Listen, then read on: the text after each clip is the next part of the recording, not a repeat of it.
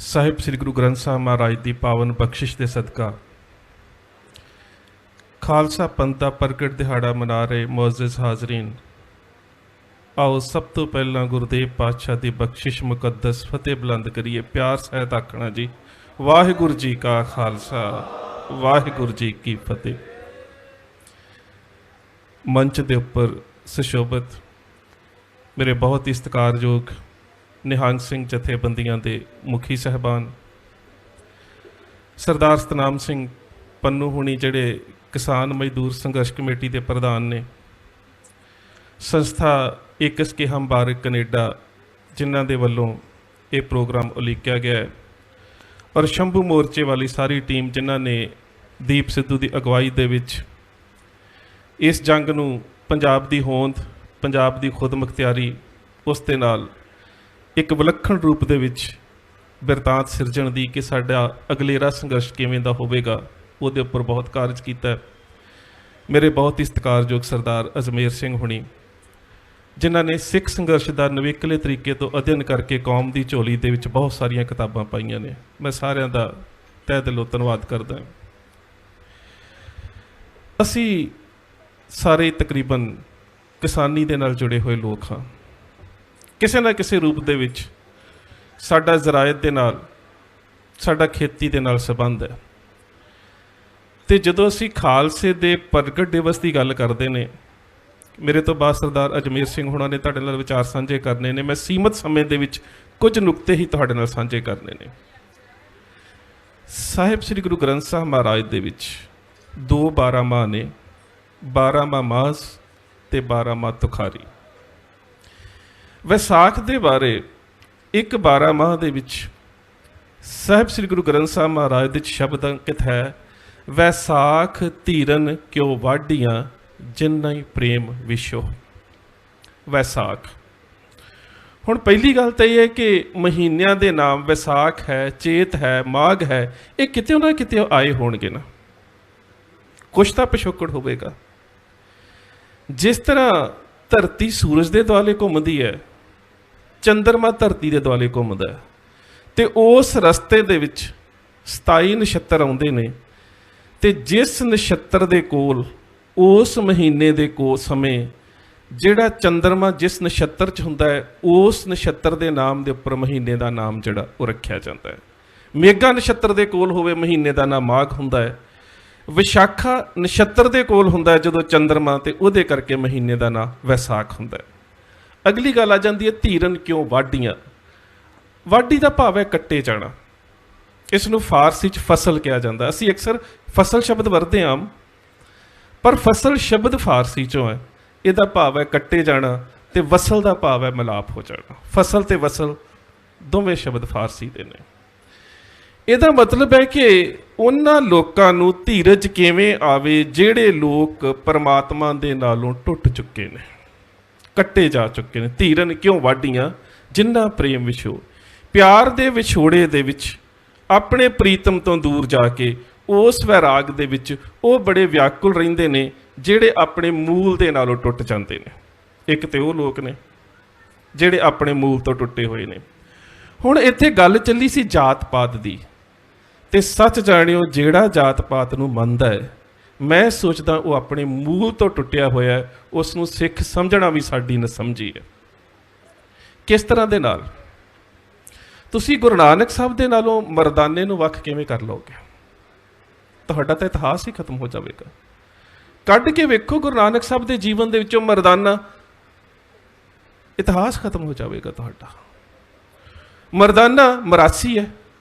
ਮਰਾਸੀ ਸ਼ਬਦ ਵੀ ਸਾਮੀ ਭਾਸ਼ਾ ਦੇ ਵਿੱਚੋਂ, ਸਮੈਟਿਕ ਲੈਂਗੁਏਜ ਦੇ ਵਿੱਚੋਂ ਆਇਆ, ਜਿਹਦਾ ਭਾਵ ਹੈ ਵਿਰਾਸਤ ਨੂੰ ਗਾਉਣ ਵਾਲਾ। ਅਸੀਂ ਸਾਰੇ ਪਿੰਡਾਂ 'ਚ ਰਹਿੰਦੇ ਹਾਂ, ਔਰ ਪਿੰਡਾਂ ਦੇ ਵਿੱਚ ਮਰਾਸੀ ਬਰਾਦਰੀ 'ਚੋਂ ਆਉਂਦੇ ਨੇ। ਵਿਆਹਾਂ ਸ਼ਾਦੀਆਂ ਦੇ ਉੱਪਰ ਸਾਡੇ ਘਰਾਂ ਦੇ ਵਿੱਚ ਸਾਡੀ ਵਿਰਾਸਤ ਨੂੰ ਗਾਉਂਦੇ ਨੇ। ਫਿਰ ਫਲਾਣਾ ਸਿੰਘ ਪੁੱਤਰ ਫਲਾਣਾ ਸਿੰਘ, ਪੁੱਤਰ ਫਲਾਣਾ ਸਿੰਘ, ਪੁੱਤਰ ਫਲਾਣਾ ਸਿੰਘ, ਵਿਰਾਸਤ ਰੱਖਦੇ ਨੇ ਆਪਣੇ ਕੋਲ। ਇਸੇ ਕਰਕੇ ਉਸ ਨੂੰ ਮਰਾਸੀ ਕਿਹਾ ਜਾਂਦਾ ਹੈ। ਅਤੇ ਸੰਸਕ੍ਰਿਤ ਦੇ ਵਿੱਚ ਕਿਹਾ ਜਾਂਦਾ ਡੂਮ। ਡੂਮ ਦਾ ਭਾਵ ਹੈ ਅਤ ਨੀਵੀਂ ਜਾਤੀ। ਹੁਣ ਤੁਸੀਂ ਵੇਖੋ, ਹੈ ਤਾਂ ਉਹੀ ਸਮਾਜ ਦੇ ਵਿੱਚ ਵਿਚਰਨ ਵਾਲੀ ਜਾਤੀ, ਪਰ ਜਿਸ ਨੂੰ ਦੇਵ ਭਾਸ਼ਾ ਕਿਹਾ ਜਾਂਦਾ, ਜਿਸ ਨੂੰ ਬ੍ਰਾਹਮਣ ਕਿਹਾ ਜਾਂਦਾ, ਉਹ ਉਸ ਵਿਰਾਸਤ ਗਾਉਣ ਵਾਲੇ ਨੂੰ ਸ਼ਬਦ ਦੇ ਰਿਹਾ ਡੂਮ। ਦੂਜੇ ਬੰਨੇ ਸ਼ਬਦ ਦਿੱਤਾ ਜਾ ਰਿਹਾ ਵਿਰਾਸਤ। ਦੇ ਨਾਲ ਜੁੜਿਆ ਹੋਇਆ ਮਰਾਸੀ। ਤੇ ਹੁਣ ਤੁਸੀਂ ਗੁਰੂ ਨਾਨਕ ਸਾਹਿਬ ਨੂੰ ਤੇ ਮਰਦਾਨੇ ਨੂੰ ਵੱਖ ਕਿਵੇਂ ਕਰ ਸਕਦੇ ਹੋ? ਮਰਦਾਨੇ ਦੀ ਇੱਕ ਸ਼ਬਦ ਜਿਹੜਾ ਜਨਮ ਸਾਖੀ ਦੇ ਵਿੱਚ ਆਉਂਦਾ ਹੈ, ਗੁਰੂ ਨਾਨਕ ਸਾਹਿਬ ਦੇ ਨਾਲ ਵਾਰਤਾਲਾਪ, ਉਹਨੂੰ ਸਮਝਣ ਦੀ ਕੋਸ਼ਿਸ਼ ਕਰਿਓ। ਮਰਦਾਨੇ ਦੇ ਵਿੱਚ ਗੁਰੂ ਨਾਨਕ ਸਾਹਿਬ ਦੇ ਨਾਲ ਰਹਿ ਕੇ ਸ਼ਬਦ ਤੇ ਸੁਰਤ ਦੇ ਸੁਮੇਲ ਦੇ ਵਿੱਚੋਂ ਕਿਵੇਂ ਦੀ ਜ਼ਰੂਰਤ ਨੇ ਜਨਮ ਲਿਆ ਹੋਵੇਗਾ ਕਿ ਮਰਦਾਨਾ ਇੱਕ ਦਿਨ ਗੁਰੂ ਨਾਨਕ ਸਾਹਿਬ ਨੂੰ ਪਤਾ ਕੀ ਕਹਿੰਦਾ? ਬਾਬਾ ਤੇਰਾ ਤੇ ਮੇਰਾ ਕੋਈ ਅੰਤਰ ਨਹੀਂ, ਤੇਰੇ ਤੇ ਮੇਰੇ 'ਚ ਫਰਕ ਕੋਈ ਨਹੀਂ ਹੋ। ਤੈਂ ਖੁਦਾਏ ਦਾ ਡੂਮ ਤੇ ਮੈਂ ਤੇਰਾ ਡੂਮ, ਤੂੰ ਰੱਬ ਦਾ ਮਰਾਸੀ ਤੇ ਮੈਂ ਤੇਰਾ ਮਰਾਸੀ, ਤੇਰਾ ਕਹਿਆ ਖੁਦਾਈ ਮੰਨੇ ਤੇ ਮੇਰਾ ਕਹਿਆ ਤੂੰ ਮੰਨੇ, ਦੱਸ ਅੰਤਰ ਕਿੱਥੇ ਹੈ? ਹੁਣ ਇਹ ਸਮਝਣ ਵਾਲੀ ਗੱਲ ਹੈ ਕਿ ਮਰਦਾਨਾ ਗੁਰੂ ਨਾਨਕ ਸਾਹਿਬ ਨੂੰ ਕਹਿੰਦਾ ਕਿ ਬਾਬਾ ਤੇਰਾ ਤੇ ਮੇਰਾ ਅੰਤਰ ਕਿੱਥੇ, ਫਰਕ ਕਿੱਥੇ ਹੈ? ਤੂੰ ਰੱਬ ਦੇ ਗੁਣ ਗਾਉਣਾ ਹੈ, ਮੈਂ ਤੇਰੇ ਗੁਣ ਗਾਉਣਾ ਹੈ। ਤੂੰ ਰੱਬ ਦਾ ਮਰਾਸੀ ਹੈ, ਮੈਂ ਤੇਰਾ ਮਰਾਸੀ ਹੈ। ਤੇਰਾ ਕਿਆ ਰੱਬ ਮੰਨਦਾ, ਮੇਰਾ ਕਿਆ ਤੂੰ ਮੰਨਦਾ, ਦੱਸ ਫਰਕ ਕਿੱਥੇ ਹੈ? ਅੰਤਰ ਹੈ ਕਿੱਥੇ? ਹੁਣ ਇਸੇ ਗੱਲ ਨੂੰ ਕਲਗੀਧਰ ਪਾਤਸ਼ਾਹ ਗੁਰੂ ਗੋਬਿੰਦ ਸਿੰਘ ਮਹਾਰਾਜ ਨੇ ਜਦੋਂ ਖਾਲਸਾ ਪ੍ਰਗਟ ਕੀਤਾ, ਮਾਫ ਕਰਨਾ ਅਸੀਂ ਕਹਿ ਦਿੰਦੇ ਖਾਲਸੇ ਦਾ ਜਨਮ ਦਿਹਾੜਾ, ਗਲਤ ਹੈ ਸ਼ਬਦ। ਅਸੀਂ ਕਹਿ ਦਿੰਦੇ ਖਾਲਸਾ ਸਾਜਨਾ ਦਿਵਸ, ਗਲਤ ਹੈ ਸ਼ਬਦ। ਸ਼ਬਦ ਕੀ ਹੈ? ਗੁਰੂ ਨੇ ਤਾਂ ਪ੍ਰਗਟ ਕੀਤਾ। ਤੇ ਜਦੋਂ ਪ੍ਰਗਟ ਕੀਤਾ ਉਦੋਂ ਕਿਹਾ ਕੀ ਹੈ? ਜਿਨ ਕੀ ਜਾਤ ਪਾਤ ਕੁਲ ਮਾਹੀ, ਸਰਦਾਰੀ ਨਾ ਭਈ ਕਦਾਹੀ, ਤਿਨਹੀ ਕੋ ਸਰਦਾਰ ਬਣਾਉ, ਤਬੇ ਗੋਬਿੰਦ ਸਿੰਘ ਨਾਮ ਕਹਾਉ। ਖਤਮ ਹੋ ਗਈਆਂ ਜਾਤਾਂ ਪਾਤਾਂ ਉਸ ਵੇਲੇ, ਤੇ ਖਾਲਸੇ ਨੂੰ ਪ੍ਰਗਟ ਕੀਤਾ ਹੈ। ਜਿੱਥੇ ਸਾਜਿਆ ਸ਼ਬਦ ਆਵੇਗਾ ਨਾ, ਉੱਥੇ ਟੁੱਟਣਾ ਸ਼ਬਦ ਆ ਜਾਵੇਗਾ। ਜਿਹੜਾ ਸਾਜਿਆ ਜਾਂਦਾ ਹੈ, ਜਿਹੜਾ ਘੜਿਆ ਜਾਂਦਾ ਹੈ, ਉਹ ਟੁੱਟਦਾ ਹੈ। ਜਿਹੜਾ ਜਨਮਦਾ ਹੈ ਉਹ ਮਰਦਾ ਹੈ। ਪਰ ਜਿੱਥੇ ਪ੍ਰਗਟ ਸ਼ਬਦ ਆਵੇਗਾ ਨਾ, ਉਹਦਾ ਦੂਜਾ ਸ਼ਬਦ ਆਵੇਗਾ ਗੁਪਤ। ਤੇ ਪਰਮਾਤਮਾ ਦੇ ਦੋ ਰੂਪ ਨੇ, ਇੱਕ ਨਿਰਾਕਾਰ ਤੇ ਇੱਕ ਸਰਾਕਾਰ। ਤੇ ਮੇਰੇ ਗੁਰਦੇਵ ਪਾਤਸ਼ਾਹ ਨੇ ਸ਼ਬਦ ਵਰਤਿਆ, ਖਾਲਸਾ ਅਕਾਲ ਪੁਰਖ ਕੀ ਫੌਜ ਪ੍ਰਗਟਿਓ, ਖਾਲਸਾ ਪਰਮਾਤਮ ਕੀ। ਇਸੇ ਪ੍ਰਗਟ ਸ਼ਬਦ ਨੂੰ ਅਸੀਂ ਰੋਜ਼ ਅਰਦਾਸ ਦੇ ਵਿੱਚ ਗੁਰੂ ਦੇ ਸਾਹਮਣੇ ਕੀ ਕਹਿੰਦੇ ਆ? ਗੁਰੂ ਗ੍ਰੰਥ ਜੀ ਮਾਨਿਓ ਪ੍ਰਗਟ। ਹੁਣ ਉੱਥੇ ਜੋਤ ਵੀ ਪ੍ਰਗਟ ਹੈ ਤੇ ਖਾਲਸਾ ਜੁਗਤ ਵੀ ਪ੍ਰਗਟ ਹੈ। ਤੇ ਇਹ ਦੋਵੇਂ ਚੀਜ਼ਾਂ ਜਿਹੜੀਆਂ ਨੇ, ਤੁਸੀਂ ਇਸ ਗੱਲ ਨੂੰ ਵੇਖਣਾ ਹੈ ਕਿ ਜਦੋਂ ਜੋਤ ਤੇ ਜੁਗਤ, ਗ੍ਰੰਥ ਤੇ ਪੰਥ ਦੀ ਗੱਲ ਆਵੇ, ਬੰਦੇ ਜਿਉਣਗੇ ਸਰੀਰ ਕਰਕੇ, ਸੰਸਾਰ ਤੋਂ ਚਲੇ ਜਾਣਗੇ। ਜਿਨ੍ਹਾਂ ਦੇ ਸੰਸਾਰ ਕਰਕੇ ਜਨਮ ਦਿਨ ਮਨਾਏ ਜਾਣਗੇ, ਉਹਨਾਂ ਦੇ ਮਰਨ ਦੇਣ ਵੀ ਆਉਣਗੇ। ਪਰ ਖਾਲਸੇ ਪੰਥ ਦਾ ਤੇ ਗੁਰੂ ਗ੍ਰੰਥ ਦਾ ਕਦੀ ਵੀ ਜੋਤੀ ਜੋਤ ਦਿਵਸ ਨਹੀਂ ਆਵੇਗਾ।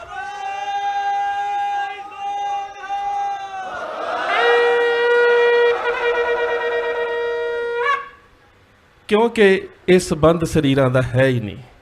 ਇਹ ਬੜੀ ਉੱਚੀ ਗੱਲ ਹੈ।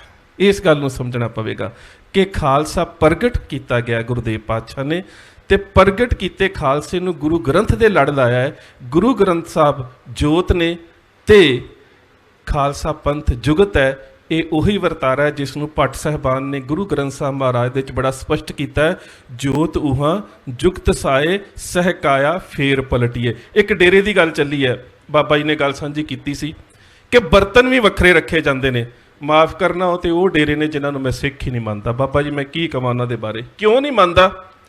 ਉਹ ਕਹਿੰਦੇ ਅਸੀਂ ਗੁਰੂ ਨਾਨਕ ਸਾਹਿਬ ਨੂੰ ਮੰਨਦੇ ਹਾਂ, ਗੁਰੂ ਗੋਬਿੰਦ ਸਿੰਘ ਨੂੰ ਨਹੀਂ ਮੰਨਦੇ। ਤੇ ਨੰਦ ਲਾਲ ਜੀ ਕਹਿੰਦੇ ਨੇ ਜਿਹੜਾ ਬੰਦਾ ਇਹ ਗੱਲ ਕਹਿੰਦਾ ਹੈ ਨਾ ਕਿ ਮੈਂ ਗੁਰੂ ਨਾਨਕ ਨੂੰ ਮੰਨਦਾ, ਮੈਂ ਗੁਰੂ ਗੋਬਿੰਦ ਸਿੰਘ ਨੂੰ ਨਹੀਂ ਮੰਨਦਾ, ਉਹ ਸਿੱਖ ਹੀ ਨਹੀਂ ਹੋ ਸਕਦਾ। ਕਿਉਂਕਿ ਨੰਦ ਲਾਲ ਗੰਜਨਾਮੇ 'ਚ ਕਹਿੰਦੇ ਨੇ, ਹਮੂ ਰਤਨ ਜੌਹਰ ਮਾਣਕ ਅਸਤ, ਹਮੂ ਗੁਰੂ ਗੋਬਿੰਦ ਨਾਨਕ ਅਸਤ। ਨਾਨਕ ਤੇ ਗੁਰੂ ਗੋਬਿੰਦ ਸਿੰਘ ਦੇ ਵਿੱਚ ਤੇ ਕੋਈ ਭੇਦ ਹੀ ਨਹੀਂ ਹੈਗਾ। ਜਿਹੜਾ ਇਹਨਾਂ ਦੇ ਵਿੱਚ ਭੇਦ ਕਰਦਾ ਉਹ ਸਿੱਖ ਕਿਵੇਂ ਹੋ ਸਕਦਾ?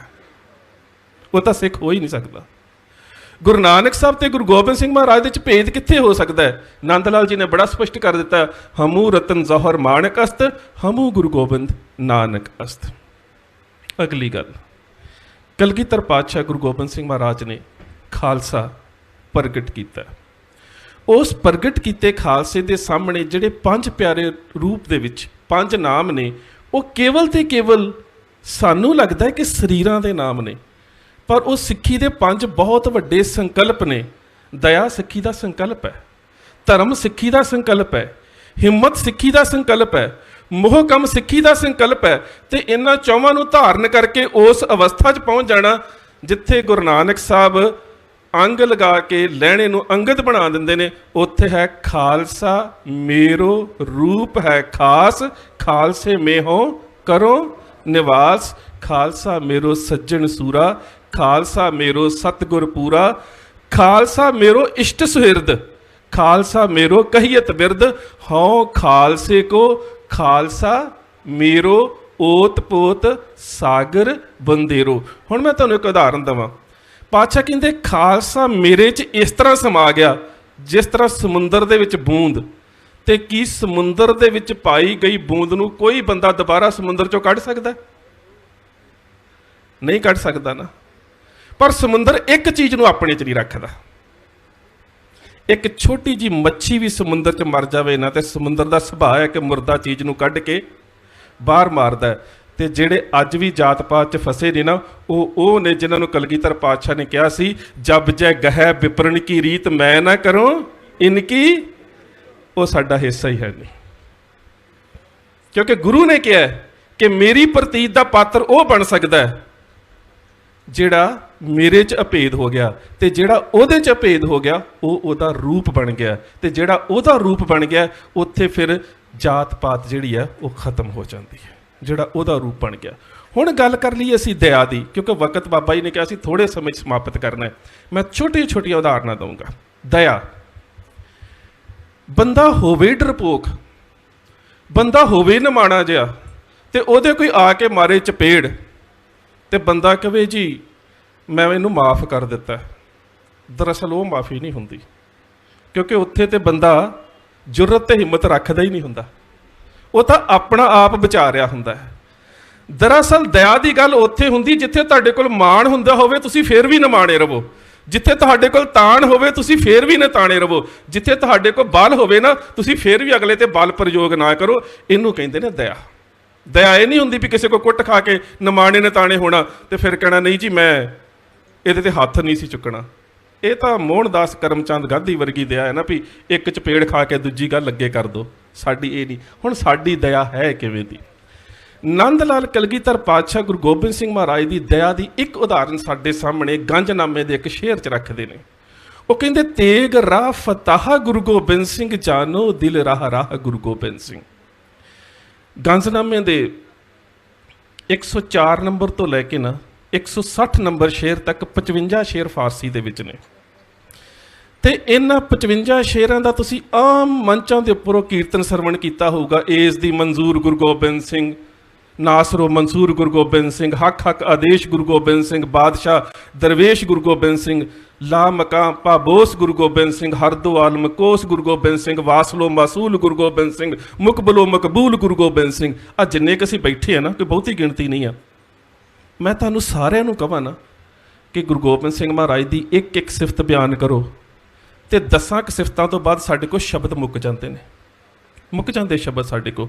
असीं कह दांगे कलम दे धनी, पुत्रां दे दानी, सरबंस दानी, बादशाह दरवेश, चिट्टियां बाजां वाले, घोड़े दे शाह सवार, तेग दे धनी। 10-12 शब्दों तो बाद साडे कोल शब्द मुक जाते हैं। नंद लाल इन्हां 55 शेरां दे विच 150 तो वध सिफत करन तो बाद पता की कहंदा? कहंदा पातशाह लाल सग गुलाम गुरु गोबिंद सिंह, दागदारे नाम गुरु गोबिंद सिंह। शब्द मुक गए, तेरियां सिफतां नहीं मुक्कियां। शब्द मुक गए ने पर तेरियां सिफतां नहीं मुक्कियां। हुण वो शब्द क्यों मुक्के ने ते सिफतां क्यों नहीं कीतियां जा सकियां? एक मुसलमान कवि हकीम मिर्जा अला यार खां जोगी गंजा शहीदां दी अपनी उर्दू की रचना च कहंदा, कहंदा करतार की सौगंध है, नानक की कसम है, जितनी भी हो तारीफ गुरु गोबिंद की वो कम है। हर चंद मेरे हाथ में पुरजोर कलम है, सतगुर के लिखूं वस्फ कहाँ ताबे रकम है। एक आँख से क्या बुलबुला कुल बहर को देखे, सागर को मंझधार को जां लहर को देखे। वो स्पष्ट कर दिंदा है कि गुरु गोबिंद सिंह महाराज का जीवन एक समुंदर दे वर्गा है, तो मनुख की हस्ती एक बूंद दे वर्गी है। एक जिहड़ी बूंद है, जिहड़ा बुलबुला है, वो कदी समुंदर की सिफत कर ही नहीं सकता। हुण नंद लाल कहंदे ने, कहते तेग राह फताह गुरु गोबिंद सिंह, जानो दिल राह राह गुरु गोबिंद सिंह। वो कहते हैं कि कलगीधर पातशाह गुरु गोबिंद सिंह महाराज मैदाने जंग दे तेग दे धनी ने, पर वो बंदे नूं शब्द दे नाल भी खत्म करने की समर्था रखते हैं। है तेग दे धनी, पर बंदे नूं शब्द दे नाल भी खत्म करने की समर्था रखते हैं। औरंगजेब का एक जरनैल सैद खान सौं खा के आया, कसे हर के कौले कुरान बायदश या कुस्तनों बस्तनों बायदश। जां गुरु गोबिंद सिंह का सिर वढ़ के लेके आना, जां बंदी बना के लेके आना। ਜਦੋਂ ਅਨੰਦਪੁਰ ਸਾਹਿਬ ਆਇਆ ਤੇ ਕਲਗੀਧਰ ਪਾਤਸ਼ਾਹ ਦੇ ਦੀਦਾਰ ਕੀਤੇ ਤੇ ਪਾਤਸ਼ਾਹ ਦਾ ਸਿੱਖ ਬਣ ਗਿਆ। ਬੜੀ ਹੈਰਾਨਗੀ ਦੀ ਗੱਲ ਹੈ, ਸੀ ਦੁਸ਼ਮਣ, ਦੀਦਾਰ ਕੀਤੇ ਨੇ, ਸਿੱਖ ਬਣ ਗਿਆ। ਸੈਦ ਖਾਨ, ਸੈਦ ਬੇਗ ਸਿੱਖ ਬਣ ਗਿਆ। ਹੁਣ ਉਹਦਾ ਦੂਜਾ ਜਰਨੈਲ ਜਿਹੜਾ ਹੈ ਉਹ ਸੈਦ ਖਾਨ ਆਇਆ। ਉਸ ਨੇ ਜਦੋਂ ਅਨੰਦਪੁਰ ਸਾਹਿਬ ਤੇ ਹਮਲਾ ਕੀਤਾ, ਰਸਤੇ ਦੇ ਵਿੱਚ ਆਪਣੀ ਭੈਣ ਦੇ ਕੋਲ ਰੁਕਿਆ। ਭੈਣ ਦਾ ਨਾਮ ਸੀ ਬੀਬੀ ਨਸੀਰਾ। ਬੀਬੀ ਨਸੀਰਾ ਪੀਰ ਬੁੱਧੂ ਸ਼ਾਹ ਦੀ ਭੈਣ, ਮਾਫ ਕਰਨਾ, ਪੀਰ ਬੁੱਧੂ ਸ਼ਾਹ ਦੀ ਪਰਿਵਾਰ ਦੇ ਵਿੱਚੋਂ ਉਹਨਾਂ ਦੀ ਧਰਮ ਪਤਨੀ ਤੇ ਸੈਦ ਖਾਨ ਦੀ ਭੈਣ। ਜਦੋਂ ਸੈਦ ਖਾਨ ਅਨੰਦਪੁਰ ਸਾਹਿਬ ਆਇਆ ਤਾਂ ਇਸ ਨੇ ਸੋਚਿਆ ਕਿ ਕਲਗੀਧਰ ਪਾਤਸ਼ਾਹ ਗੁਰੂ ਗੋਬਿੰਦ ਸਿੰਘ ਮਹਾਰਾਜ ਨੂੰ ਬੰਦੀ ਬਣਾ ਕੇ ਲੈ ਕੇ ਆਉਂਗਾ। ਹੋਰ ਵੀ ਕਈ ਜਰਨੈਲ ਇਸ ਦੇ ਸਾਹਮਣੇ ਆਏ, ਪਰ ਜਦੋਂ ਇਹਦੇ ਸਾਹਮਣੇ ਸੈਦ ਬੇਗ ਆਇਆ ਨਾ, ਹੁਣ ਸੈਦ ਬੇਗ ਵੀ ਮੁਸਲਮਾਨ ਤੇ ਸੈਦ ਖਾਨ ਵੀ ਮੁਸਲਮਾਨ, ਤੇ ਸੈਦ ਖਾਨ ਸੈਦ ਬੇਗ ਨੂੰ ਲਲਕਾਰ ਕੇ ਪਤਾ ਕੀ ਕਹਿੰਦਾ ਹੈ? ਕਹਿੰਦਾ ਹੈ ਕਿ ਤੂੰ ਤੇ ਮੇਰਾ ਮੁਸਲਮਾਨ ਭਰਾ ਹੈ, ਤੂੰ ਮੇਰੇ ਨਾਲ ਜੰਗ ਲੜੇਗਾ? ਜੇ ਤੇਰੇ ਗੁਰੂ ਦੇ ਵਿੱਚ, ਗੁਰੂ ਗੋਬਿੰਦ ਸਿੰਘ ਮਹਾਰਾਜ ਦੇ ਵਿੱਚ ਇੰਨੀ ਹੀ ਅਜ਼ਮਤ ਹੈ ਤੇ ਉਹ ਮੈਦਾਨੇ ਜੰਗ ਦੇ ਵਿੱਚ ਮੇਰੇ ਸਾਹਮਣੇ ਆ ਕੇ ਕਿਉਂ ਨਹੀਂ ਲੜਦਾ? ਅਜੇ ਇਹ ਗੱਲ ਉਹਦੀ ਜ਼ੁਬਾਨ ਦੇ ਵਿੱਚ ਹੈ, ਪਿੱਛੋਂ ਘੋੜੇ ਦੀਆਂ ਟਾਪਾਂ ਦੀ ਆਵਾਜ਼ ਸੁਣਾਈ ਦਿੱਤੀ ਤੇ ਕਲਗੀਧਰ ਪਾਤਸ਼ਾਹ ਕਹਿੰਦੇ ਨੇ ਸੈਦ ਬੇਗ ਤੂੰ ਲਾਂਭੇ ਹੋ ਜਾ, ਜੇ ਸੈਦ ਖਾਨ ਦੀ ਇੱਛਾ ਹੈ ਕਿ ਗੁਰੂ ਗੋਬਿੰਦ ਸਿੰਘ ਦੇ ਨਾਲ ਲੜਨਾ ਹੈ ਤੇ ਮੈਂ ਇਹਦੇ ਸਾਹਮਣੇ ਹਾਂ। ਹੁਣ ਕਿਹੜਾ ਕਿਰਪਾਨ ਚਲਾਵੇ? ਘੋੜੇ ਤੋਂ ਉਤਰਦਾ ਹੈ ਤੇ ਆਪਣੀ ਸ਼ਮਸ਼ੀਰ ਨੂੰ ਕਲਗੀਧਰ ਪਾਤਸ਼ਾਹ ਗੁਰੂ ਗੋਬਿੰਦ ਸਿੰਘ ਮਹਾਰਾਜ ਦੇ ਪੈਰਾਂ ਦੇ ਉੱਪਰ ਰੱਖ ਦਿੰਦਾ ਹੈ ਤੇ ਇੱਕ ਉਸਨੇ ਸ਼ੇਰ ਕਿਹਾ ਜਿਹੜਾ ਸਾਡੀਆਂ ਫਾਰਸੀ ਦੀਆਂ ਕਿਤਾਬਾਂ 'ਚ ਲਿਖਦਾ ਹੈ, ਕਹਿੰਦਾ ਖੁਦਾ ਆਇਦ ਆਇਦ ਖੁਦਾ ਬੰਦਾ, ਹਕੀਕਤ ਦਰ ਮਿਜ਼ਾਜ ਆਇਦ ਕੇ ਮੁਰਦਾਰਾ ਕੁਨਦ ਜ਼ਿੰਦਾ। ਇਹ ਦੁਨੀਆ ਦੇ ਲੋਕੋ, ਸੱਚਮੁੱਚ ਗੁਰੂ ਗੋਬਿੰਦ ਸਿੰਘ ਖੁਦਾ ਹੈ, ਸੱਚਮੁੱਚ ਖੁਦਾ ਹੈ। ਮੈਂ ਇਹਨੂੰ ਮਾਰਨ ਆਇਆ ਸੀ ਤੇ ਸੱਚ ਇਹ ਹੈ ਕਿ ਮੇਰੀ ਜ਼ਮੀਰ ਮਰੀ ਹੋਈ ਸੀ, ਇਸ ਦੇ ਦਰਸ਼ਨ ਕਰਕੇ ਮੇਰੀ ਜ਼ਮੀਰ ਜ਼ਿੰਦਾ ਹੋ ਗਈ ਹੈ। ਇਹ ਕਲਗੀਧਰ ਪਾਤਸ਼ਾਹ ਦੀ ਇਸ ਗੱਲ ਨੂੰ ਕਿ ਦਇਆ ਸ਼ਬਦ ਦੇ ਨਾਲ, ਤਲਵਾਰ ਦੇ ਨਾਲ ਕਿਵੇਂ ਹੁੰਦੀ ਹੈ, ਇਹਨੂੰ ਨੰਦ ਲਾਲ ਕਹਿੰਦੇ ਨੇ, ਤੇਗ ਰਾਹ ਫਤਹ ਗੁਰੂ ਗੋਬਿੰਦ ਸਿੰਘ, ਜਾਨੋ ਦਿਲ ਰਾਹ ਗੁਰੂ ਗੋਬਿੰਦ ਸਿੰਘ। ਅਗਲੀ ਗੱਲ ਹੈ ਧਰਮ। ਜ਼ਿੰਦਗੀ ਜਿਉਣ ਦੇ ਵਾਸਤੇ ਧਾਰਨ ਕੀਤੇ ਕੁਝ ਨਿਯਮ, ਤੇ ਉਹ ਜਦੋਂ ਧਰਮ ਗੁਰਦੇਵ ਪਾਤਸ਼ਾਹ ਨੇ ਸਾਨੂੰ ਦ੍ਰਿੜ ਕਰਾਇਆ ਹੈ ਨਾ, ਤੇ ਪਾਤਸ਼ਾਹ ਨੇ ਇਸ ਪੰਥ ਦਾ ਉਸ ਧਾਰਮਿਕ ਮਰਕਜ਼ ਪਤਾ ਕਿੰਨਾ ਉੱਚਾ ਤੈਅ ਕਰ ਦਿੱਤਾ ਹੈ। ਤਬ ਸਤਿਗੁਰ ਬੋਲੇ ਇੱਕ ਬੇਰੇ, ਹਮ ਲੈ ਜਾਨੋ ਪੰਥ ਉਚੇਰੇ। ਜੋ ਸੰਸਾਰ ਦੇ, ਜੋ ਦੁਨੀਆ ਦੇ ਲੋਕ ਕਰਦੇ ਨੇ, ਮੇਰਾ ਪੰਥ ਉਹ ਨਹੀਂ ਕਰੇਗਾ। ਤਬ ਸਤਿਗੁਰ ਬੋਲੇ ਇੱਕ ਬੇਰੇ, ਹਮ ਲੈ ਜਾਨੋ ਪੰਥ ਉਚੇਰੇ। ਪਰ ਇਹ ਸ਼ਬਦ ਉਚਾਰਿਆ ਕਿੱਥੇ ਗਿਆ? ਕੋਈ ਘਟਨਾ ਤਾਂ ਵਾਪਰੀ ਹੋਵੇਗੀ ਨਾ ਜਿੱਥੇ ਇਹ ਸ਼ਬਦ ਉਚਾਰਿਆ ਗਿਆ। ਤੇ ਇਸ ਘਟਨਾ ਦੇ ਬਾਰੇ ਨੰਦ ਲਾਲ ਲਿਖਦੇ ਨੇ, ਕਹਿੰਦੇ ਕਾਮੁਲ ਇਖਲਾਕ ਗੁਰੂ ਗੋਬਿੰਦ ਸਿੰਘ। ਕਾਮੁਲ ਇਖਲਾਕ ਦੇ ਮੁਜੱਸਮੇ ਗੁਰੂ ਗੋਬਿੰਦ ਸਿੰਘ ਮਹਾਰਾਜ। ਭਾਈ ਮਾਨ ਸਿੰਘ ਹੋਣੀ, ਭਾਈ ਦਇਆ ਸਿੰਘ ਹੋਣੀ ਇੱਕ ਜੰਗ ਲੜ ਕੇ ਆਏ ਨੇ, ਦਰਬਾਰ ਲੱਗਾ ਹੋਇਆ। ਅਕਸਰ ਮੈਦਾਨੇ ਜੰਗ ਦੇ ਵਿੱਚ ਦੁਸ਼ਮਣ ਸ਼ਸਤਰ ਤਾਂ ਛੱਡ ਕੇ ਭੱਜ ਜਾਂਦਾ ਹੈ, ਦੁਸ਼ਮਣ ਹਥਿਆਰ ਤਾਂ ਛੱਡ ਕੇ ਭੱਜ ਜਾਂਦਾ ਹੈ। ਉਹ ਹਥਿਆਰ ਲਿਆ ਕੇ ਕਲਗੀਧਰ ਪਾਤਸ਼ਾਹ ਗੁਰੂ ਗੋਬਿੰਦ ਸਿੰਘ ਮਹਾਰਾਜ ਦੀਆਂ ਚਰਨਾਂ 'ਚ ਭੇਟਾ ਵੀ ਕੀਤੇ ਜਾਂਦੇ ਸੀ। ਪਰ ਅੱਜ ਇੱਕ ਵਿਲੱਖਣ ਖੇਡ ਵਾਪਰੀ ਹੈ, ਇੱਕ ਪਾਲਕੀ ਲਿਆ ਕੇ ਸਾਹਮਣੇ ਰੱਖ ਦਿੱਤੀ ਗਈ ਹੈ ਤੇ ਪਾਤਸ਼ਾਹ ਕਹਿੰਦੇ ਨੇ ਪਾਲਕੀ 'ਚ ਕੌਣ ਹੈ? ਮੈਦਾਨੇ ਜੰਗ ਦੇ ਵਿੱਚੋਂ ਜਿੱਤ ਕੇ ਆਏ ਹੋ, ਬਜਰੂੜ ਦੇ ਲਾਗੇ ਇਹ ਜੰਗ ਹੋਈ ਸੀ, ਪਾਲਕੀ 'ਚ ਕੌਣ ਹੈ? ਤੇ ਮਾਨ ਸਿੰਘ ਦਾ ਜਵਾਬ ਪਤਾ ਕੀ ਹੈ? ਪਾਤਸ਼ਾਹ ਰਹੀਮਪੁਰ ਦਾ ਨਵਾਬ ਮੈਦਾਨੇ ਜੰਗ ਦੇ ਵਿੱਚ ਪਾਲਕੀ ਨੂੰ ਛੱਡ ਕੇ ਭੱਜ ਗਿਆ, ਜਾਂ ਉਸ ਦੀ ਪਤਨੀ ਹੋਵੇਗੀ ਜਾਂ ਉਸ ਦੀ ਭੈਣ ਹੋਵੇਗੀ, ਪਰ ਪਰਦਾ ਚੁੱਕ ਕੇ ਅਸੀਂ ਵੀ ਨਹੀਂ ਵੇਖਿਆ।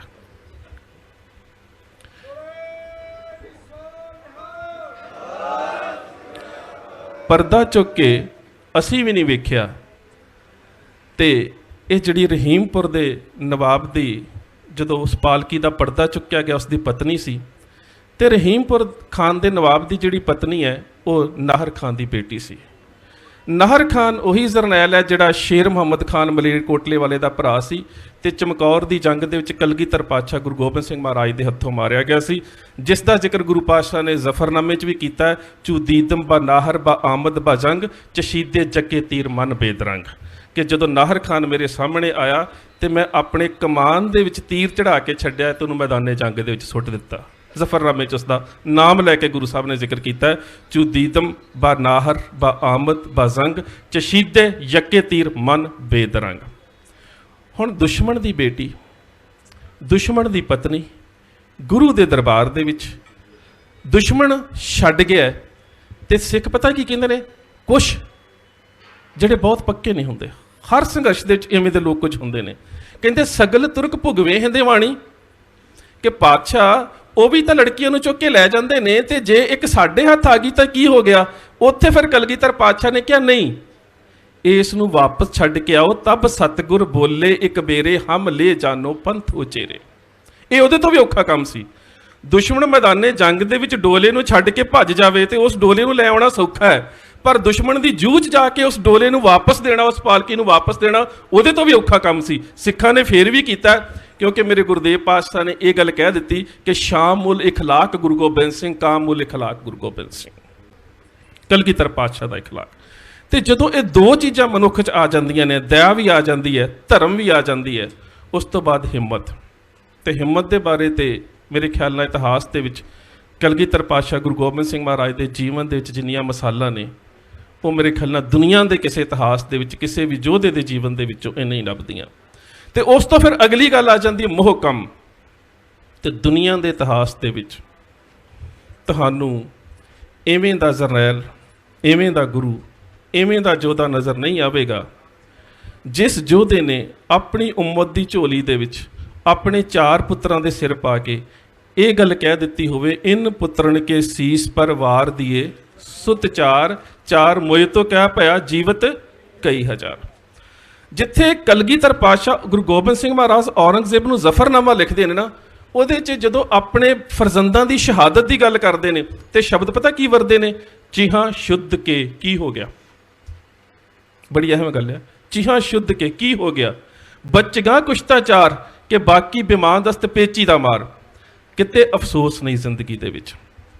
ਪੁੱਤਰਾਂ ਦੀ ਸ਼ਹਾਦਤ, ਪਿਤਾ ਦੀ ਸ਼ਹਾਦਤ, ਮਾਤਾ ਦੀ ਸ਼ਹਾਦਤ, ਜਾਨ ਤੋਂ ਪਿਆਰੇ ਸਿੰਘਾਂ ਦੀ ਸ਼ਹਾਦਤ, ਆਨੰਦਪੁਰ ਸਾਹਿਬ ਗਿਆ, ਤਖਤ ਗਿਆ, ਤਾਜ ਗਿਆ, ਰਾਜ ਗਿਆ, ਬਾਜ ਗਿਆ, ਸਭ ਕੁਝ ਗਿਆ, ਅਫਸੋਸ ਕਿਤੇ ਨਹੀਂ। ਜ਼ਫਰਨਾਮੇ 'ਚ ਇੱਕ ਥਾਂ ਤੇ ਅਫਸੋਸ ਸ਼ਬਦ ਵਰਤਿਆ, ਪਤਾ ਕਿਸ ਚੀਜ਼ ਦੇ ਉੱਪਰ, ਪੁੱਤਰਾਂ ਦੀ ਸ਼ਹਾਦਤ ਦੇ ਉੱਪਰ ਨਹੀਂ। ਅਫਸੋਸ ਸ਼ਬਦ ਉੱਥੇ ਵਰਤਿਆ, ਕਹਿੰਦੇ ਤੇਰਾ ਇੱਕ ਜਰਨੈਲ ਔਰੰਗਜ਼ੇਬ ਸਹੁੰ ਖਾ ਕੇ ਆਇਆ ਸੀ ਕਿ ਗੁਰੂ ਗੋਬਿੰਦ ਸਿੰਘ ਦਾ ਸਿਰ ਵੱਢਣਾ, ਪਰ ਜਦੋਂ ਮੈਦਾਨੇ ਜੰਗ 'ਚ ਮੇਰੇ ਸਾਹਮਣੇ ਆਇਆ ਤੇ ਮੈਂ ਉਸ ਨੂੰ ਤੱਕਿਆ ਨਾ ਕਿ ਆ ਖਵਾਜ਼ਾ ਮਰਦੂਦ ਸਾਇਆਂ ਦੀ ਵਾਰ ਬਾ ਮੈਦਾਨਾ ਆਮਦ ਬਾ ਮਰਦਾਨਾ ਵਾਰ, ਤੇਰੇ ਜਰਨੈਲ ਨੇ ਆਪਣਾ ਸਿਰ ਕੰਧ ਦੇ ਉੱਲੇ ਕਰ ਲਿਆ ਤੇ ਗੁਰੂ ਗੋਬਿੰਦ ਸਿੰਘ ਦੀ ਆਤਮਾ ਨੇ ਇਜਾਜ਼ਤ ਹੀ ਨਹੀਂ ਦਿੱਤੀ ਕਿ ਜਿਹੜਾ ਦੁਸ਼ਮਣ ਮੈਦਾਨੇ ਜੰਗ 'ਚ ਮਰਦਾਂ ਵਾਂਗੂ ਨਾ ਲੜੇ ਉਹਦੇ ਤੇ ਵਾਰ ਕੀਤਾ ਜਾਵੇ। ਦਰੇਗਾ ਅਫਸੋਸ ਅਗਰ ਰੂਏ ਉਹ ਦੀਦ ਮੇ ਬਾਜਕ ਤੀਰ ਲਾਚਾਰ ਬਖਸ਼ੀਦ ਮੇ, ਕਿਤੇ ਤੇਰਾ ਜਰਨੈਲ ਮਰਦਾਂ ਵਾਂਗੂ ਸਾਹਮਣੇ ਆ ਕੇ ਲੜਦਾ ਤੇ ਮੈਂ ਉਹਦੇ ਤੇ ਵੀ ਇੱਕ ਤੀਰ ਦੀ ਬਖਸ਼ਿਸ਼ ਕਰ ਦਿੰਦਾ।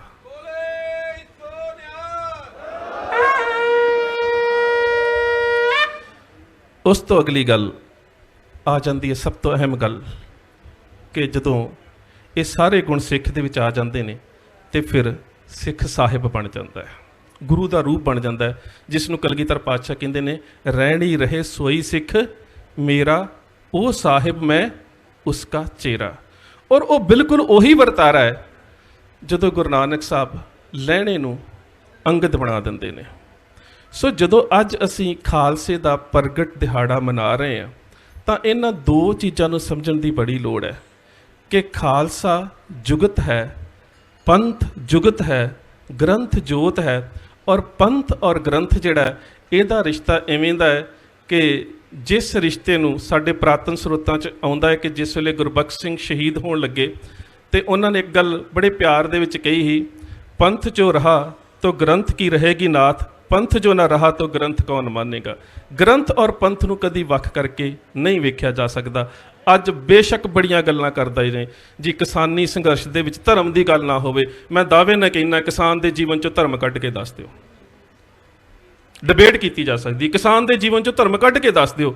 ਧਰਮ ਦਾ ਮੂਲ ਕੀ ਆ? ਧਰਮ ਦਾ ਮੂਲ ਸਵਾਲ ਗੁਰੂ ਨਾਨਕ ਸਾਹਿਬ ਨੇ ਮਨੁੱਖ ਨੂੰ ਕੀਤਾ ਨਾ, ਕਿਵ ਸਚਿਆਰਾ ਹੋਵੀਏ, ਤੇ ਉਹਦਾ ਜਵਾਬ ਕੀ ਹੈ? ਹੁਕਮ ਰਜਾਈ ਚੱਲਣਾ। ਕਿਸਾਨ ਤੋਂ ਬਾਅਦ ਹੁਕਮ ਤੇ ਰਜਾ 'ਚ ਕੌਣ ਰਹਿੰਦਾ? ਸਭ ਤੋਂ ਵੱਧ ਤਾਂ ਉਸਦਾ ਜੀਵਨ ਹੁਕਮ ਦੇ ਵਿੱਚ, ਸਭ ਤੋਂ ਵੱਧ ਤਾਂ ਉਸਦਾ ਜੀਵਨ ਹੈ ਰਜ਼ਾ ਦੇ ਵਿੱਚ। ਕਿਵੇਂ ਇਸ ਚੀਜ਼ ਨੂੰ ਵੱਖ ਕਰਕੇ ਕੀਤਾ ਜਾ ਸਕਦਾ? ਤੇ ਜਿਸ ਜ਼ਮੀਨ ਦੀ ਜੰਗ ਤੁਸੀਂ ਅੱਜ ਲੜ ਰਹੇ ਹੋ, ਅਸੀਂ ਕਈ ਵਾਰੀ ਕਹਿ ਦਿੰਦੇ ਖਾਲਸਾ ਪਿਓਰਿਟੀ ਸ਼ੁੱਧ, ਬਿਲਕੁਲ ਨਹੀਂ ਹੈ। ਕਲਗੀਧਰ ਪਾਤਸ਼ਾਹ ਨੇ ਸ਼ਬਦ ਕਿੱਥੋਂ ਲਿਆ? ਅਰਬੀ ਦੇ ਵਿੱਚੋਂ। ਉਹਨੇ ਕਿਹਾ ਖਾਲਸਾ ਅਕਾਲ ਪੁਰਖ ਕੀ ਫੌਜ, ਪ੍ਰਗਟਿਓ ਖਾਲਸਾ ਪਰਮਾਤਮ ਕੀ ਮੌਜ। ਆ ਜਿੰਨੇ ਵੀ ਅਸੀਂ ਕਿਸਾਨ ਬੈਠੇ ਹਾਂ, ਜ਼ਮੀਨੀ ਬੰਦੋਬਸਤ ਦੇ ਤੁਸੀਂ ਸਾਰੇ ਹੀ ਕਾਗਜ਼ ਪੱਤਰ ਜਾਣਦੇ ਹੋ ਨਾ। ਜਿੰਨੀ ਜ਼ਮੀਨੀ ਬੰਦੋਬਸਤ ਦੀ ਸ਼ਬਦਾਵਲੀ ਹੈ ਸਾਰੀ ਉਹੀ ਹੈ ਜਿਹੜੀ ਅਕਬਰ ਦੇ ਸਮੇਂ ਬਣੀ ਸੀ। ਸਾਰੇ ਸ਼ਬਦ ਇੰਦਰਾਜ, ਤਸੱਵਰ, ਬੈ, ਇੰਤਕਾਲ, ਜਿੰਨੇ ਵੀ ਤੁਸੀਂ ਸ਼ਬਦ ਵਰਤਦੇ ਹੋ ਸਾਰੇ ਫਾਰਸੀ ਦੇ ਨੇ। ਉਹ ਸਾਰੇ ਉਹ ਸ਼ਬਦ ਨੇ। ਔਰ ਇਹਨਾਂ ਦੇ ਵਿੱਚੋਂ ਜ਼ਮੀਨ ਦੀਆਂ ਕਿਸਮਾਂ ਨੇ। ਇੱਕ ਜ਼ਮੀਨ ਦੀ ਕਿਸਮ ਹੈ ਪਰਲ, ਜਿਹਦੇ ਉੱਪਰ ਉਸਾਰੀ ਕੀਤੀ ਜਾ ਸਕਦੀ। ਉਸ ਤੋਂ ਬਾਅਦ ਆ ਜਾਂਦੀ ਪ੍ਰੌਤੀ, ਜਿੱਥੋਂ ਸਾਡਾ ਪੰਜਾਬੀ ਦਾ ਸ਼ਬਦ ਅਸੀਂ ਵਾਢੀ ਕਰਦੇ ਕਹਿੰਦੇ ਪਰਾਤ ਧਰ ਕੇ, ਜਿੱਥੇ ਉਪਜ ਚੰਗੀ ਹੋਵੇ। ਉਹਦੇ ਤੋਂ ਬਾਅਦ ਆ ਜਾਂਦੀ ਹੈ ਸ਼ਜ਼ਰ, ਰੁੱਖਾਂ ਵਾਲੀ ਜ਼ਮੀਨ, ਜਿੱਥੋਂ ਸਾਡਾ ਸ਼ਬਦ ਸ਼ਜਰਾ ਵੀ ਬਣਿਆ ਹੱਦਬੰਦੀ ਦੇ ਉੱਪਰੋਂ। ਉਸ ਤੋਂ ਬਾਅਦ ਆ ਜਾਂਦੀ ਹੈ ਬੰਜਰ, ਤੇ ਉਹ ਜ਼ਮੀਨ ਜਿਹਦੇ ਉੱਪਰ ਰਾਜੇ ਦਾ ਕੋਈ ਅਧਿਕਾਰ ਨਹੀਂ ਹੁੰਦਾ, ਕੋਈ ਮਜ਼ਾਰਾ ਕਾਬਜ਼ ਨਹੀਂ ਹੁੰਦਾ, ਜਿਹੜੀ ਸਿੱਧੀ ਰਾਜੇ ਦੇ ਅਧੀਨ ਹੁੰਦੀ ਹੈ, ਉਸ ਨੂੰ ਕਿਹਾ ਜਾਂਦਾ ਖਾਲਸਾ। ਖਾਲਸਾ ਅਕਾਲ ਪੁਰਖ ਕੀ ਫੌਜ, ਪ੍ਰਗਟਿਓ ਖਾਲਸਾ ਪਰਮਾਤਮ ਕੀ ਮੌਜ। ਸੋ ਇਹ ਸੰਸਕ੍ਰਿਤ ਵਾਲੇ ਖਾਲਸ ਸ਼ਬਦ ਚੋਂ ਖਾਲਸਾ ਸ਼ਬਦ ਨਹੀਂ ਆਇਆ, ਇਹ ਅਰਬੀ ਵਾਲੇ ਖਾਲਸਾ ਸ਼ਬਦ ਦੇ ਵਿੱਚੋਂ ਜਿਹੜਾ ਉਹ ਖਾਲਸਾ ਸ਼ਬਦ ਆਇਆ। ਤੁਸੀਂ ਪੁਰਾਤਨ ਸਰੋਤਾਂ ਨੂੰ ਪੜ੍ਹ ਸਕਦੇ ਹੋ। ਸੋ ਮੈਂ ਫਿਰ ਬੇਨਤੀ ਕਰਾਂ ਕਿ ਜਿਹੜੇ ਵੀਰਾਂ ਨੇ ਖਾਲਸਾ ਪ੍ਰਗਟ ਦਿਹਾੜੇ ਦੇ ਉੱਪਰ ਇਹ ਸਮਾਗਮ ਆਯੋਜਨ ਕੀਤਾ, ਅਸੀਂ ਫਿਰ ਮੈਂ ਦੁਬਾਰਾ ਇੱਕ ਬੇਨਤੀ ਕਰ ਦੇਵਾਂ, ਬਾਬਾ ਬਖਸ਼ੀਸ਼ ਸਿੰਘ ਹੁਣਾਂ ਨੇ ਵੀ ਕੀਤੀ ਸੀ, ਸਰਦਾਰ ਅਜਮੇਰ ਸਿੰਘ ਹੁਣਾਂ ਨੇ ਤੁਹਾਡੇ ਨਾਲ ਵਿਚਾਰ ਸਾਂਝੇ ਕਰਨੇ ਨੇ ਕਿ ਅਸੀਂ ਜਿਹੜੇ ਦੀਪ ਸਿੱਧੂ ਦੇ ਨਾਲ ਖੜੇ ਸੀ, ਅੱਜ ਵੀ ਖੜੇ ਹਾਂ, ਅੱਜ ਵੀ ਉਹਨਾਂ ਗੱਲਾਂ ਦੇ ਉੱਪਰ ਕਾਇਮ ਹੈ। ਔਰ ਅੱਜ ਵੀ ਤੁਹਾਨੂੰ ਕਹਿੰਦੇ ਹਾਂ ਕਿ ਇਹ ਖੇਤੀਬਾੜੀ ਵਿਰੋਧੀ ਕਾਨੂੰਨ ਰੱਦ ਹੋਣ ਤੋਂ ਬਾਅਦ ਵੀ ਪੰਜਾਬ ਦੇ ਵਿੱਚ ਇੱਕ ਨਵੇਂ ਐਗਰੇਰੀਅਨ ਮਾਡਲ ਦੀ, ਨਵੇਂ ਖੇਤੀਬਾੜੀ ਮਾਡਲ ਦੀ ਜੰਗ ਸਾਨੂੰ ਲੜਨੀ ਪੈਣੀ ਹੈ। ਸਾਨੂੰ ਬਹੁਤ ਸਾਰੇ ਆਪਣੀ ਖੇਤੀਬਾੜੀ ਦੇ ਵਿੱਚ ਸੁਧਾਰ ਕਰਨੇ ਪੈਣੇ। ਇਹ ਕਾਨੂੰਨ ਰੱਦ ਹੋ ਵੀ ਜਾਣ, ਇਹਦੇ ਤੋਂ ਬਾਅਦ ਵੀ ਸਾਨੂੰ ਇੱਕ ਜੰਗ ਲੜਨੀ ਪੈਣੀ, ਜਿਸ ਜੰਗ ਦੇ ਬਾਰੇ ਅਸੀਂ ਸ਼ੁਰੂ ਤੋਂ ਤੁਹਾਨੂੰ ਕਹਿੰਦੇ ਰਹੇ ਹਾਂ। ਤੇ ਉਸ ਦੇ ਵਾਸਤੇ ਵੀ ਤੁਹਾਨੂੰ ਸਾਡਾ ਨਵਾਂ ਖੇਤੀਬਾੜੀ ਮਾਡਲ ਕੀ ਹੋਵੇ, ਅਸੀਂ ਕਿਸ ਤਰ੍ਹਾਂ ਦੇ ਨਾਲ ਖੇਤੀਬਾੜੀ ਕਰਨੀ ਹੈ, ਸਾਡੀ ਵਪਾਰਕ ਹੱਦਾਂ ਕੀ ਹੋਣ, MSP ਜਿਹੜੀ ਹੈ ਉਹਦੇ ਆਧਾਰ ਕੀ ਹੋਣ, ਜਾਂ ਸਾਡੀਆਂ ਜਿਹੜੀਆਂ ਜਾਂ ਸਵਾਮੀਨਾਥਨ ਰਿਪੋਰਟ ਦੀ ਵੀ ਅਸੀਂ ਗੱਲ ਕਰ ਲਈਏ, ਉਹਦੇ ਵਿੱਚ ਕਿਹੜੀਆਂ ਸਿਫਾਰਸ਼ਾਂ ਨੇ ਕਿਵੇਂ ਲਾਗੂ ਹੋਣ। ਇਹਦੇ ਤੋਂ ਬਾਅਦ ਵੀ ਇੱਕ ਲੰਬੀ ਜੰਗ ਹੈ ਜਿਹੜੀ ਸਾਨੂੰ ਲੜਨੀ ਪੈਣੀ ਹੈ। ਮੈਂ ਇੱਕ ਬੇਨਤੀ ਹੋਰ ਮੀਡੀਆ ਵਾਲੇ ਨੂੰ ਵੀ ਕਰ ਦੇਵਾਂ, ਜਿਹੜੇ ਮੀਡੀਆ ਵਾਲੇ ਸਾਡੇ ਵੀਰ ਨੇ, ਮੈਂ ਤੁਹਾਨੂੰ ਇਹ ਬੇਨਤੀ ਕਰਨ ਲੱਗਾ ਕਿ ਬਾਰ-ਬਾਰ ਜਦੋਂ ਕਿਸੇ ਕਿਸਾਨ ਆਗੂ ਨੂੰ ਪੁੱਛਿਆ ਜਾਂਦਾ ਜੀ ਦੀਪ ਸਿੱਧੂ ਦੇ ਬਾਰੇ ਕੀ ਵਿਚਾਰ ਆ, ਅੱਗੋਂ ਜਵਾਬ ਤਾਂ ਜਾਂਦਾ ਜੀ ਉਸ ਨੂੰ ਮੋਰਚੇ 'ਚ ਨਹੀਂ ਸ਼ਾਮਲ ਕਰਾਂਗੇ। ਤੇ ਮੈਂ ਤੁਹਾਨੂੰ ਇੱਕ ਬੇਨਤੀ ਕਰ ਦਿੰਦਾ, ਤੇ ਮੈਂ ਆਗੂਆਂ ਨੂੰ ਵੀ ਕਹਿੰਦਾ, ਕੀ ਕਦੀ ਦੀਪ ਸਿੱਧੂ ਦੀ ਟੀਮ ਵੱਲੋਂ ਤੁਹਾਨੂੰ ਅਪਰੋਚ ਕੀਤੀ ਗਈ ਕਿ ਅਸੀਂ ਮੋਰਚੇ 'ਚ ਆਉਣਾ ਚਾਹੁੰਦੇ? ਇੱਕ ਵਾਰੀ ਵੀ ਨਹੀਂ ਹੈ।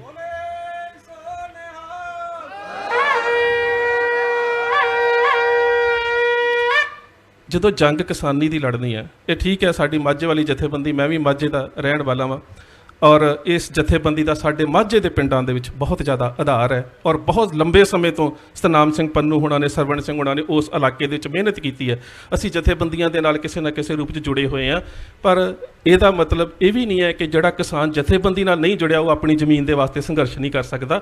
ਹਰ ਕਿਸਾਨ ਦਾ ਫਰਜ਼ ਹੈ ਕਿ ਉਹ ਜ਼ਮੀਨ ਦੇ ਵਾਸਤੇ, ਇਹਨਾਂ ਹੱਕਾਂ ਦੇ ਵਾਸਤੇ, ਇਹਨਾਂ ਕਾਨੂੰਨਾਂ ਦੇ ਵਿਰੋਧ ਦੇ ਵਿੱਚ ਆਪਣਾ ਸੰਘਰਸ਼ ਜਿਹੜਾ ਕਰੇ, ਆਪਣਾ ਯੋਗਦਾਨ ਪਾਵੇ। ਇੰਨੀਆਂ ਕੁ ਬੇਨਤੀਆਂ ਪ੍ਰਵਾਨ। ਫਤਿਹ ਦੀ ਸਾਂਝ। ਪ੍ਰੇਮ ਸਹਿਤ ਆਖਣਾ ਜੀ। ਵਾਹਿਗੁਰੂ ਜੀ ਕਾ ਖਾਲਸਾ, ਵਾਹਿਗੁਰੂ।